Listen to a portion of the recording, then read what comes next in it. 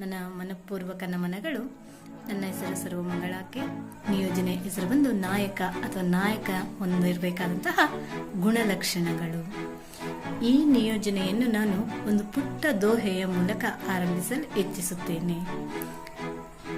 ಮುಖಿಯ ಮುಕುಸು ಚಾಯೇ ಕಾನ ಪಾನ ಕುಯಿ ಪಾಲೈ ಪೂಸೈ ಸಕಲ ಹಂಗ ತುಳಸಿ ಸಹಿತ ವಿವೇಕ್, ತುಳಸಿ ಸಹಿತ ವಿವೇಕ್.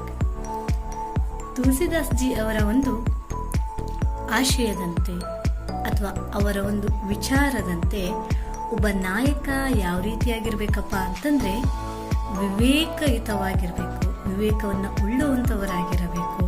ಅದೇ ರೀತಿಯಾಗಿ ತನ್ನ ಒಂದು ಸ್ವಾರ್ಥತೆ ಇಲ್ಲದೆ ತನ್ನ ಹಿಂದೆ ಇರ್ತಕ್ಕಂಥ ಸದಸ್ಯರ ಮತ್ತು ಈ ಸಮಾಜದ ಒಳಿತಿಗಾಗಿ ಕಾರ್ಯವನ್ನು ಕೈಗೊಳ್ಳುವಂಥವನಾಗಿರಬೇಕು. ಆ ಒಂದು ಕಾರ್ಯವನ್ನ ತಾನೇ ಕೈಗೊಂಡರೂ ಸಹ ಅದರ ಒಂದು ಫಲವನ್ನ ಇಡೀ ಗುಂಪಿನಲ್ಲಿ ಹಂಚುವ ಮಾತ್ರ ನಾಯಕನಾಗ್ತಾನೆ. ಅದೇ ರೀತಿಯಾಗಿ ಒಬ್ಬ ನಾಯಕ ಜವಾಬ್ದಾರಿಗಳನ್ನ ಊರಲು ಯಾರು ಸಿದ್ಧರಿರ್ತಾರೆ ಅವ ಮಾತ್ರ ನಾಯಕ ಅಂತೇಳಿ ಕರೆಸ್ಕೊಳ್ಳೋಕೆ ಸಾಧ್ಯ ಆಗುತ್ತೆ. ಅದರ ಜೊತೆಗೆ ನಾಯಕ ಅಂತೇಳಿ ನಾವು ಪ್ರಸ್ತುತ ಸಮಾಜದಲ್ಲಿ ಅಥವಾ ಇತಿಹಾಸದಲ್ಲಿ ಬಹಳಷ್ಟು ಜನರ ನಾಯಕರ ಹೆಸರನ್ನು ತೆಗೆದುಕೊಳ್ತೀವಿ. ಯಾಕಪ್ಪ ಅಂತಂದ್ರೆ ಅವರು ಕೈಗೊಂಡ ಕಾರ್ಯಗಳ ಆಧಾರದ ಮೇಲೆ.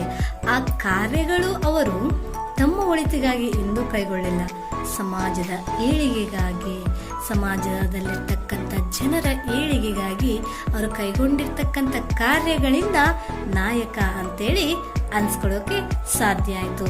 ಉದಾಹರಣೆಯಾಗಿ ನಾವು ನೋಡ್ಬೋದು, ಡಾಕ್ಟರ್ APJ ಅಬ್ದುಲ್ ಕಲಾಂ ಇರ್ಬೋದು, ಸ್ವಾಮಿ ವಿವೇಕಾನಂದರು ಇರ್ಬೋದು, ಅದೇ ರೀತಿಯಾಗಿ ಭಗತ್ ಸಿಂಗ್, ಬಹಳಷ್ಟು ಗಾಂಧೀಜಿಯಾಗಿರ್ಬೋದು, ಸುಭಾಷ್ ಚಂದ್ರ ಬೋಸ್ರಾಗಿರ್ಬೋದು, ಡಾಕ್ಟರ್ BR ಅಂಬೇಡ್ಕರ್ ಆಗಿರ್ಬೋದು. ಹೌದಾ, ಇವರೆಲ್ಲ ಒಂದು ಮೇರು ವ್ಯಕ್ತಿತ್ವವನ್ನು ಹೊಂದಿರತಕ್ಕಂತಹ ನಾಯಕರಂತ ಹೇಳ್ಬೋದು. ಈಗ ಉದಾಹರಣೆಗೆ ನಾವು ಡಾಕ್ಟರ್ BR ಅಂಬೇಡ್ಕರ್ ಅವರ ಒಂದು ಉದಾಹರಣೆಯನ್ನು ತೆಗೆದುಕೊಂಡಂತ ಸಂದರ್ಭದಲ್ಲಿ ಸಮಾಜದ ಕೆಳವರ್ಗದಲ್ಲಿರ್ತಕ್ಕಂಥ ಜನರ ಏಳಿಗೆಗಾಗಿ ಅವರು ಕೈಗೊಂಡಿರ್ತಕ್ಕಂಥ ಕ್ರಮ, ಆ ಒಂದು ಸಮಾಜದ ಕೆಳವರ್ಗದಲ್ಲಿರ್ತಕ್ಕಂಥವರ ಏಳಿಗೆಗೆ ಅವರು ಕ್ರಮವನ್ನು ಕೈಗೊಂಡ್ರು. ಹಾಗಾಗಿ ಅವರ ಹೆಸರು ಇಂದಿಗೂ ಸಹ ಅಜರಾಮರ.